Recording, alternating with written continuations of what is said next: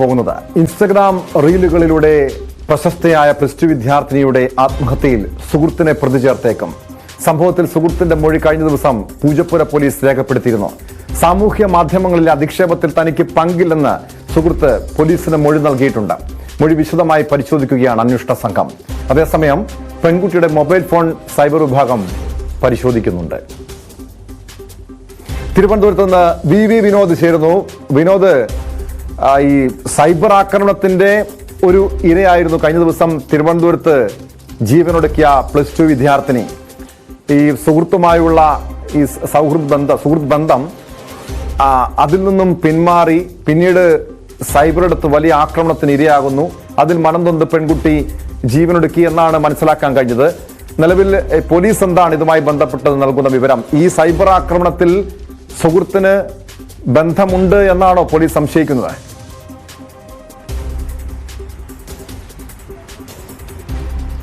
Tom, cyber bullying തന്നെയാണ് ഇങ്ങനെ ഒരു ആത്മഹത്യയിലേക്ക് നയിച്ചതെന്ന വിലയിരുത്തലാണ് പോലീസിനുള്ളത്. പോലീസ് കഴിഞ്ഞ ദിവസം മുതൽ തന്നെ ഈ മരണം സംഭവിച്ചതിന് പിന്നാലെ തന്നെ തെളിവുകൾ ശേഖരിക്കുന്നുണ്ട്. ഈ പെൺകുട്ടിയുമായി അടുപ്പമുണ്ടായിരുന്ന യുവാവിനെ ചോദ്യം ചെയ്തു.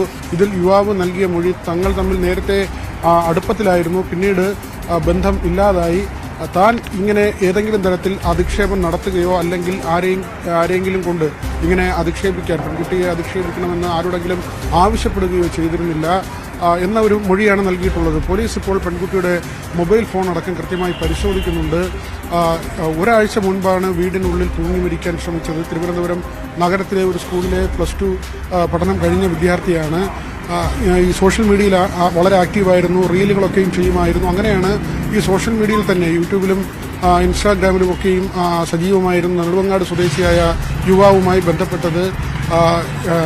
ഇയാളുമായി കുറച്ച് നാളത്തെ ഒരു ബന്ധമുണ്ടായിരുന്നു. അതിനുശേഷം രണ്ടുപേരും തമ്മിൽ അകന്നു. പക്ഷേ ഇവരുടെ പേജുകൾ പരിശോധിക്കുമ്പോൾ പോലീസിൽ നിന്ന് മനസ്സിലാക്കാൻ കഴിയുന്നത് അങ്ങനെയാണ്. നേരത്തെയുള്ള ഇവരുടെ പോസ്റ്റുകളും അങ്ങനെയുള്ള കാര്യങ്ങളും പരിശോധിക്കുമ്പോൾ അതിന് താഴെ വന്ന കമന്റുകൾ, പ്രത്യേകിച്ച് ഈ പെൺകുട്ടിയുടെ പോസ്റ്റുകളിന് താഴെ വന്ന കമന്റുകൾ, അതെല്ലാം തന്നെ ഈ യുവാവുമായി ബന്ധപ്പെട്ട് അല്ലെങ്കിൽ ഇവരുടെ ബന്ധം വേർപെട്ടതുമായി ബന്ധപ്പെട്ട് ഇവരുടെ സൗഹൃദമില്ലാതായതുമായി ബന്ധപ്പെട്ട കാര്യങ്ങളാണ്. തുടർച്ചയായി ഇങ്ങനെ അധിക്ഷേപകരമായ തരത്തിലുള്ള കമന്റുകൾ വന്നു. ഇതിൽ മനം നൊന്ത് ആത്മഹത്യ എന്ന ഒരു വിവരമാണ് ആദ്യഘട്ടത്തിൽ തന്നെ പുറത്തു വന്നത്. പക്ഷേ മറ്റെന്തെങ്കിലും കാരണമുണ്ടോ എന്ന കാര്യം, ഈ പെൺകുട്ടി മാനസികമായി ചില പ്രശ്നങ്ങളുണ്ടായിരുന്നു. അത് പക്ഷേ ഈ ബന്ധവുമായി ബന്ധപ്പെട്ടും പിന്നീട് ഇങ്ങനെ ഈ സൈബർ ബുള്ളിയിങ് അതിൻ്റെ പേരിലുണ്ടായ മാനസിക പ്രയാസം തന്നെയായിരിക്കാമെന്ന ഒരു കാര്യമുണ്ട്. ഡിപ്രഷൻ പോലുള്ളൊരു അവസ്ഥയിലേക്ക് ഈ കുട്ടി പോയി എന്ന ചില വിവരങ്ങൾ, ഇതെല്ലാം തന്നെ പോലീസ് കൃത്യമായി പരിശോധിക്കുന്നുണ്ട്. ഈ യുവാവ് നൽകിയിട്ടുള്ള മൊഴി തനിക്ക് ഇതിൽ ബന്ധമില്ല എന്ന നിലയ്ക്കാണ് പൂജപ്പുര പോലീസാണ് കേസെടുത്ത് അന്വേഷണം നടത്തുന്നത്. കഴിഞ്ഞ ദിവസം ഇന്നുമായി ഈ ചോദ്യം ചെയ്യൽ നടത്തിയിരുന്നു. സൈബർ ബുള്ളിയിങ്ങുമായി ബന്ധപ്പെട്ട് എന്തെങ്കിലും തുടർ നടപടികൾ, അത് സ്വാഭാവികമായും പോലീസിനെ സംബന്ധിച്ച് എന്ത് നടപടി സ്വീകരിക്കാൻ കഴിയും എന്നതിൽ ഒരു ആശയക്കുഴപ്പമുണ്ട്. ഈ സമീപകാലത്തെല്ലാം നമ്മൾ കണ്ടതാണ്. അതിൻ്റെ ഏറ്റവും ഒടുവിലത്തെ ഒരു സംഭവമായിരുന്നു എം വി ജയരാജന് തന്നെ ഈ പോരാളി ഷാജി എന്ന പേരിലെ പേജ്, സൈബർ ഇടത്തെ പേജ്, ആ പേജിനെ വിമർശിച്ചുകൊണ്ട് രംഗത്ത് വരേണ്ടി വന്നു. ഒരു ഘട്ടത്തിൽ CPM-ന് വേണ്ടി വളരെയധികം ശക്തമായി നിലകൊണ്ട പേജ്, ആ പേജിൽ പിന്നെ വിമർശനങ്ങൾ വന്നു. ആ പേജിനെ ആരോ വിലയ്ക്ക് വാങ്ങിയെന്ന തരത്തിലായിരുന്നു എം വി ജയരാജന്റെ പരാമർശം. മാത്രവുമല്ല മറ്റു ചില പേജുകളെക്കുറിച്ചും അദ്ദേഹം പറഞ്ഞു. ഇപ്പോൾ KK ലതികയുമായി ബന്ധപ്പെട്ട് നിൽക്കുന്ന കാര്യങ്ങൾ, ഇതെല്ലാം തന്നെ സൈബറിടത്ത് നടക്കുന്ന കാര്യങ്ങളാണ്. ചില സാഹചര്യങ്ങൾ ഈ കുട്ടികൾ, വലിയ ചെറിയ പ്രായത്തിലുള്ള കുട്ടികൾക്ക് ഇത് ഒരുപക്ഷെ മാനസികമായി താങ്ങാൻ കഴിയാത്ത നിലയുണ്ടാവുകയും അവർ ആത്മഹത്യയിൽ അഭയം പ്രാപിക്കുകയും ചെയ്യുന്നു. നമ്മൾ കാണുന്നത് സൂചിപ്പിച്ചത് വളരെ വ്യക്തമായിട്ടുള്ള ഒരു കാര്യം തന്നെയാണ്. കാരണം ഈ സൈബറിടത്ത് ഏറ്റവും കൂടുതൽ ആക്രമിക്കപ്പെടുന്നത് സെലിബ്രിറ്റികളും രാഷ്ട്രീയ നേതാക്കന്മാരും സിനിമാ താരങ്ങളും ഒക്കെയാണ്, യൂട്യൂബർമാരും ഒക്കെ, വനിതാ യൂട്യൂബർമാരും ഒക്കെ. അങ്ങനെ ഇവിടെയും ഇൻസ്റ്റഗ്രാമിലെ ഇൻഫ്ലുവൻസർ ആയിട്ടുള്ള ഈ പ്ലസ് ടു വിദ്യാർത്ഥിനി വലിയ രീതിയിൽ ശ്രദ്ധിക്കപ്പെട്ടിരുന്നു. നിരവധി ഫോളോവേഴ്സ് ഉണ്ടായിരുന്നു, ആരാധകരുണ്ടായിരുന്നു. ഇങ്ങനെ ഒരു സൈബർ ആക്രമണം ഉണ്ടാകുമ്പോൾ സ്വാഭാവികമായും ഒരു പ്ലസ് ടു വിദ്യാർത്ഥിനി, ഒരു 17-18 വയസ്സുള്ള പെൺകുട്ടി മാനസികമായി തകർന്നു പോകാം. ഇവിടെ ഈ സുഹൃത്തിനെ പോലീസ് പ്രതി ചേർക്കാനുള്ള നീക്കമുണ്ട്. സുഹൃത്തിന് ഇതിൽ ബന്ധമില്ലെന്ന് പറയുന്നു ഈ സൈബർ ആക്രമണത്തിൽ.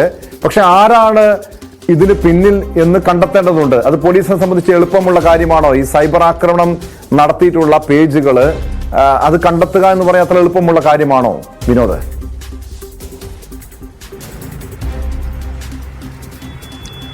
ടോം, ഇതിൽ തീർച്ചയായും ഈ ആത്മഹത്യാ പ്രേരണ പോലുള്ള കുറ്റങ്ങൾ നിലനിൽക്കുമെന്നതാണ് നോക്കുന്നത്. പ്രധാനമായും ഈ യുവാവുമായി ബന്ധപ്പെട്ടുള്ള ചാറ്റുകളും മറ്റു കാര്യങ്ങളുമൊക്കെയുമാണ് എടുക്കുന്നത്. ഏത് സാഹചര്യത്തിലാണ് പെൺകുട്ടി ഈ ആത്മഹത്യയിലേക്ക് തിരിഞ്ഞത്? അങ്ങനെ ഒരു പ്രവണത എപ്പോൾ ഉണ്ടായി?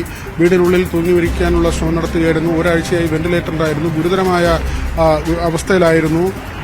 കഴിഞ്ഞ ദിവസമാണ് ഈ ശ്വാസമെടുക്കുന്നതിന് വലിയ ബുദ്ധിമുട്ട് അനുഭവപ്പെടുകയും തുടർന്ന് മരണം സംഭവിച്ചതും.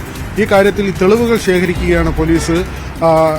ഏതായിരുന്നാലും ഒരാൾക്ക് ജീവൻ നഷ്ടമാകുന്ന നിലയിലേക്ക് ഈ സോഷ്യൽ മീഡിയയിലെ ഇടപെടലുകൾ, അത് എത്ര നമ്മൾ പോസിറ്റീവ് ആയ കാര്യങ്ങൾ പറയുമ്പോഴും ഇത്തരത്തിലുള്ള കാര്യങ്ങൾ കൂടി നടക്കുന്നുണ്ട്. പ്രത്യേകിച്ച് നമ്മൾ ഈ നടി ശോഭനയുടെ കാര്യം പരിശോധിച്ചാൽ ഇപ്പോൾ നാരീശക്തി എന്ന പരിപാടിയിൽ പങ്കെടുക്കുന്നതിന് BJPയുടെ പരിപാടിയാണ്, തൃശ്ശൂരിലേക്ക് അവർ എത്തുന്നു.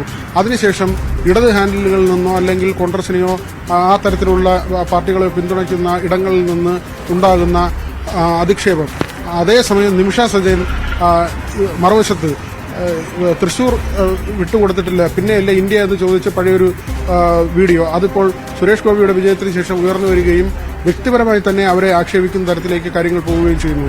പലപ്പോഴും ഇതിലെ വാക്കുകൾ അല്ലെങ്കിൽ ഈ ഇവരെക്കുറിച്ച് പറയുന്ന കാര്യങ്ങൾ ഇതെല്ലാം അടിസ്ഥാനമില്ലാത്തതോ അല്ലെങ്കിൽ അതിർ വരമ്പുകൾ ലംഘിച്ചു പോകുന്ന വാക്കുകളോ അസഭ്യമോ അശ്ലീലമോ കേട്ടാൽ അറയ്ക്കുന്ന തരത്തിലുള്ള അല്ലെങ്കിൽ അങ്ങനെ എഴുതി വിടുമ്പോൾ യാതൊരു വിധ ധാരണയുമില്ലാതെ ആ തരത്തിലുള്ള മാന്യത പുലർത്താതെയുള്ള പലതരം വാക്കുകൾ, ഇതെല്ലാം തന്നെ ഒരു പൊതു സമൂഹത്തിൽ നമ്മൾ ഉപയോഗിച്ചാൽ സാധാരണ നിലയിൽ പോലീസ് പിടികൂടുകയും കേസെടുക്കുകയും ചെയ്യുന്ന സംഭവമാണ് ഈ അസഭ്യവിളിയും ആ തരത്തിലുള്ള അതിനേക്കാൾ അതിനെയൊക്കെ തോൽപ്പിക്കുന്ന തരത്തിലുള്ള പലപ്പോഴും ഉള്ള ആ തരത്തിലുള്ള പദപ്രയോഗങ്ങൾ. അതാണ് ഈ സോഷ്യൽ മീഡിയ പേജുകളിൽ, പ്രത്യേകിച്ച് ഈ സെലിബ്രിറ്റികളുടെയൊക്കെ പേജുകളിലും അവരിടുന്ന പോസ്റ്റുകൾക്ക് കമന്റായും ഒക്കെയും വരുന്നത്. പക്ഷേ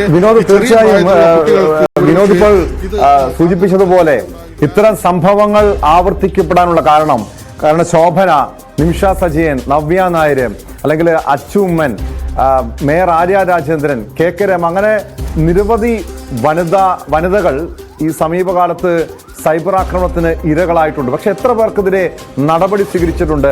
പലപ്പോഴും വ്യാജ പ്രൊഫൈലുകളിൽ നിന്നാണ് ഈ സൈബർ ബുള്ളിംഗ് നടക്കുന്നത്. പിന്നീട് അത് ഷെയർ ചെയ്യുന്നുണ്ട്. സാധാരണ പല പ്രമുഖരും ഇതൊക്കെ ഷെയർ ചെയ്യുന്നുണ്ട്.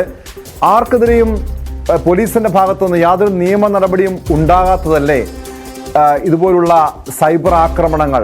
സ്ത്രീകളെ അധിക്ഷേപിക്കുന്ന, പൊതുസമൂഹത്തിലെ സമൂഹ മാധ്യമത്തിലൊക്കെ അധിക്ഷേപിക്കുന്ന പ്രവണത വർദ്ധിക്കാനുള്ള കാരണം?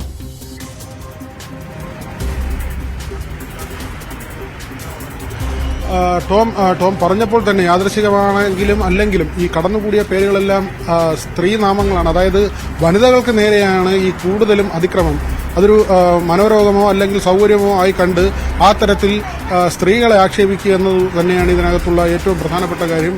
പുരുഷന്മാർക്ക് നേരെ ഉണ്ടാകുന്നതിനേക്കാൾ കൂടുതൽ ആക്രമണങ്ങൾ അല്ലെങ്കിൽ മോശം പദപ്രയോഗങ്ങൾ, അവരുടെ വീട്ടുകാരെ പോലും അധിക്ഷേപിക്കുന്ന തരത്തിലുള്ള അല്ലെങ്കിൽ തെറി പറഞ്ഞുള്ള ഈ പ്രയോഗങ്ങൾ, ഇതെല്ലാം തന്നെ അത് സ്ത്രീകൾക്ക് നേരെ, അത് സിനിമാ നടിയാകട്ടെ, രാഷ്ട്രീയത്തിലുള്ള സ്ത്രീയാകട്ടെ, മാധ്യമപ്രവർത്തകയാകട്ടെ, അല്ലെങ്കിൽ സാധാരണ ഒരു സ്ത്രീയാകട്ടെ, വീട്ടമ്മയാകട്ടെ, ആരുമായിക്കൊള്ളട്ടെ, സ്ത്രീകൾക്ക് നേരെയാണ് ഇത് കൂടുതൽ വരുന്നതെന്നത് ഒരു വസ്തുതാപരമായ കാര്യമാണ്. മാത്രവുമല്ല, ഈ ആര്യ രാജേന്ദ്രന്റെ പേര് കൂടി ഇതിൽ പറഞ്ഞതുകൊണ്ട് മേയർ വാഹനം തടഞ്ഞത് ശരിയോ തെറ്റോ എന്ന കാര്യത്തിലേക്ക് നമ്മൾ പോകുന്നില്ല.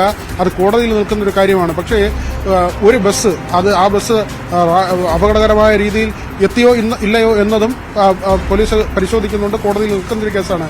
പക്ഷേ ഒരു ബസ് വളരെ വേഗത്തിൽ വരികയും നിയന്ത്രണമില്ലാതെ വരികയും അപകടകരമായ രീതിയിൽ ഓടിയെത്തുകയും ചെയ്താൽ ആ ബസ് തടയുന്നത്, ഒരു ഉദാഹരണത്തിന് ഇപ്പോൾ KV ഗണേഷ് കുമാറോ അല്ലെങ്കിൽ സജി ചെറിയാനെ പോലുള്ള മന്ത്രിമാരാണെങ്കിൽ അവർക്ക് കയ്യടി കിട്ടാനുള്ള സാധ്യതയുണ്ട്. കാരണം ഒരു ഡ്രൈവറെ ശാസിച്ചാൽ നിങ്ങൾ ഇങ്ങനെയാണോ വണ്ടി ഓടിക്കുന്നത്? കാരണം ഇവരുടെ ഒരു ശരീരഭാഷ നമുക്കറിയാം, ഇവരുടെ ഇടപെടലുകൾ അറിയാം.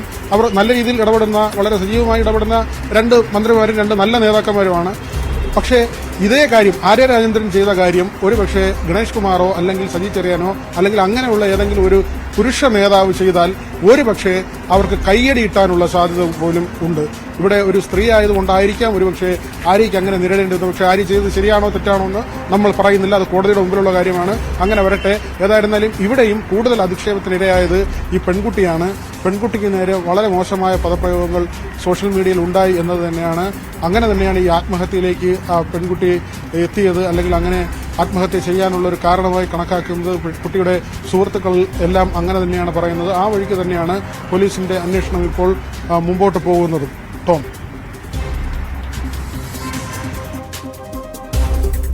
വ്യക്തമാണ്.